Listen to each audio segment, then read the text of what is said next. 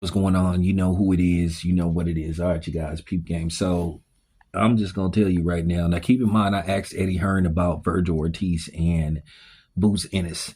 I'm just gonna tell you right now. If I'm Boots Ennis, I'd just say, you know what? Um, this is just too much of a headache. I'm not putting my career on hold to wait around for just one specific fight. I'm just gonna move on.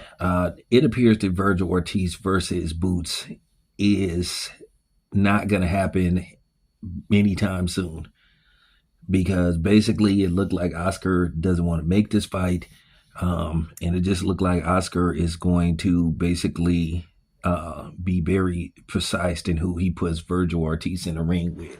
It doesn't look like he wants to make this fight, but with that being said, Oscar De La Hoya pretty much was declared the winner in his court case versus Virgil Ortiz, where Virgil Ortiz was basically suing to get out of his contract with Virgil Ortiz and declare himself um, under free agency and also have the right to negotiate on his own behalf via his manager, Rick Meridian. But basically, Oscar won, where basically Oscar has to be specifically involved in any type of negotiation to make this fight.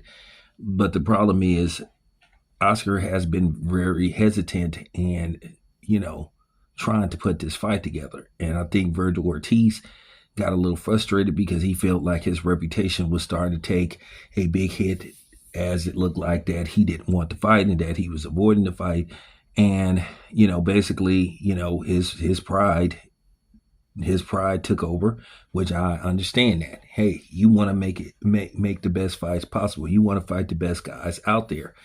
So, Oscar, I think, is hesitant to make this fight based off, listen, you know where I'm going with this, based off what happened with Terrence Crawford and Canelo. They just cannot afford a one-sided beatdown via a black fighter to a Mexican fighter. And that's all it comes down to for the most part. People are going to get mad and say, listen, don't fuck with me. I'm just a truth teller.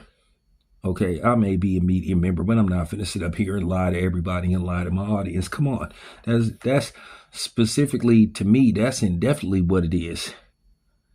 Canelo got people scrambling based off how bad he got beat up by Terrence Crawford.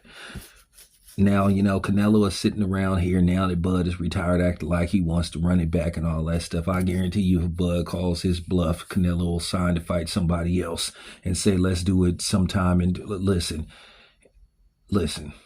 this is just real talk. But basically, to make it as simple as possible, the fight cannot happen unless Oscar is strictly, unequivocally involved in any type of negotiations. And as I said before, it looked like Oscar has been holding this fight up and that Oscar has been hesitant to make this fight because he feels a lot is on the line. And he feels like at this point he can't afford to see Virgil Ortiz get beat up by Boots. Not only lose the Boots, but possibly get dominated and stopped. Me, myself, I think it's an intriguing fight. I think Virgil Ortiz has a puncher's chance. Of course, Boots would be a huge favorite, but anything could happen. It's boxing, Nobody's guaranteed to win anything, whether they're the favorite or not. I've seen people who were favored to win fights get beat. Some get thoroughly dominated. Some get stopped. So it's boxing. You never know. Styles make fights.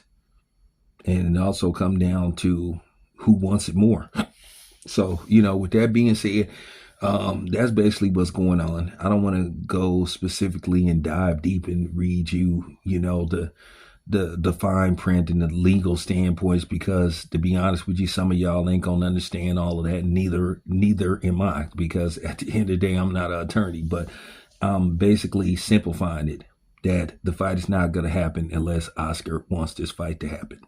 So there you have it. It's your boy Town Biz. I'm out.